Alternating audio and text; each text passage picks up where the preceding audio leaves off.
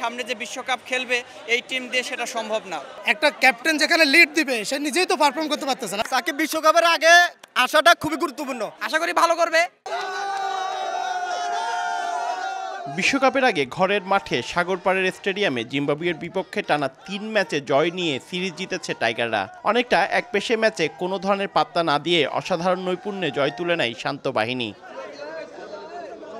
তবে এই জয়ে মন ভরেনি সাগরপাড়ের দর্শকদের। তার কারণ টপ অর্ডারের ব্যাটিং ব্যর্থতা, যা কোনোভাবেই কাটছে না। বারবার ব্যর্থ হচ্ছে লিটন, সেই সঙ্গে রান খরায় ভুগছেন টাইগার কান্ডারি শান্ত। তাওহিদ হৃদয় ছাড়া ব্যাটিং ব্যর্থতার কারণে চট্টগ্রামে প্রথম 3টি ম্যাচেই টি-20 ম্যাচে খেলতে পারেনি টাইগার ব্যাটাররা। চট্টগ্রামে সিরিজ জয় হলেও বিশ্বকাপের মতো বড় আসরে ব্যাটিং নিয়ে চিন্তিত সমর্থকরা। সামনে যে বিশ্বকাপ খেলবে এই টিম দিয়ে সেটা সম্ভব না, খুব বেশি দূর যাওয়া, এটা আমি মনে করি। একদমই বাজে, একদমই বাজে। এটা আসলে লিটনের এই পারফরমেন্সটা আমরা খুব হতাশ একদম দর্শক হিসাবে। আমরা যেমন ধরে আইপিএল দেখতেছি, আরো বিদেশিদের খেলা দেখতেছি, ওদের যে খেলার যে টেন্ডেন্সি, একটা যে মন মানসিকতা এদের সেটা নেয়। আর লিটন এখনো যে দলে যে আছে, বাংলাদেশের মানুষ অনেক ধৈর্যশীল বাংলাদেশের মানুষ, যে আমরা এখনো লিটনের খেলা দেখলাম।